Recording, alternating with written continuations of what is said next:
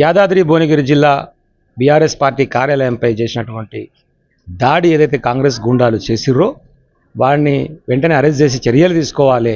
ఇది మంచి పరిణామం కాదు, దాడులను ప్రోత్సహించడం మంచి ఉండదు అని చెప్పేసి రేవంత్ గారికి విజ్ఞప్తి చేసి మా వాళ్ళు చెప్తే ఈరోజు నిరసన కార్యక్రమానికి పిలిపిస్తే కావాలని చెప్పేసి ఎక్కడికక్కడ గృహ నిర్బంధాలకు పాల్పడి మాజీ శాసనసభ్యులందరినీ కూడా అక్కడ చేరుకున్నటువంటి మా నాయకులను కార్యకర్తలను అందరినీ కూడా పోలీస్ స్టేషన్లకు తరలించి నిర్బంధిస్తూ ఉన్నారు. ఇది కరెక్ట్ అయినటువంటి చర్యలు కావు. ఎవరైతే నిన్న దాడికి పాల్పడ్డారో వారిని పోలీస్ వాళ్ళే తీసుకొచ్చి అక్కడ అరెస్ట్ చేసినట్టుగా చూపించి మళ్ళీ పోలీస్ వెహికల్ పోతుంటే పోలీస్ వెహికల్ అయిన వీడియో బయటకు రిలీజ్ చేస్తూ ఉన్నాడు అంటే అర్థం చేసుకోవచ్చు పోలీసు వాళ్ళు కాంగ్రెస్ పార్టీ కార్యకర్తలకి వ్యవహరిస్తూ ఉన్నారు. అరెస్ట్ చేసినటువంటి వారిని ఎఫ్ఐఆర్ చేసిన వారిని ఎవరైనా సరే పోలీస్ స్టేషన్ తీసుకుపోతారు. కానీ నిన్న ఆ కాంగ్రెస్ గుండాలని ఎమ్మెల్యే క్యాంపు కార్యాలయానికి తీసుకుపోయి 20 మంది పోలీసులు వాళ్ళకి రక్షణగా ఉండి వారిని ఎవరేం చేయకుండా కాపాడే పరిస్థితిలో ఆ పోలీస్ యంత్రాంగం వ్యవహరిస్తుందంటే వాళ్ళు కాంగ్రెస్ పార్టీ కార్యకర్తల పోలీసులు ఏం చేస్తున్నారు అని చెప్పి నేను ప్రశ్నించదలుచుకున్నాను.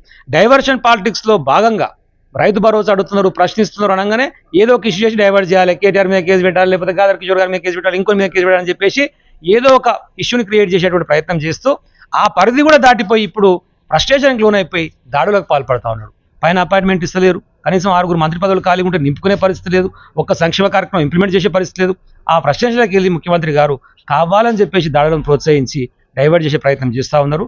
తస్మాత్ జాగ్రత్త. 10 సంవత్సరాలు మేము అనుకుని ఉంటే కనుక ఒక్క కాంగ్రెస్ పార్టీ కార్యకర్త కూడా ఈరోజు తిరిగే పరిస్థితి ఉండకపోతుండే. కానీ కేసీఆర్ గారు వారి నాయకత్వంలో వచ్చినటువంటి తెలంగాణని భవిష్యత్తులో బంగారు తెలంగాణ చేయాలనేటువంటి లక్షణ కోసం 10 సంవత్సరాలు పనిచేసినాం, అట్నే ఉన్నాం.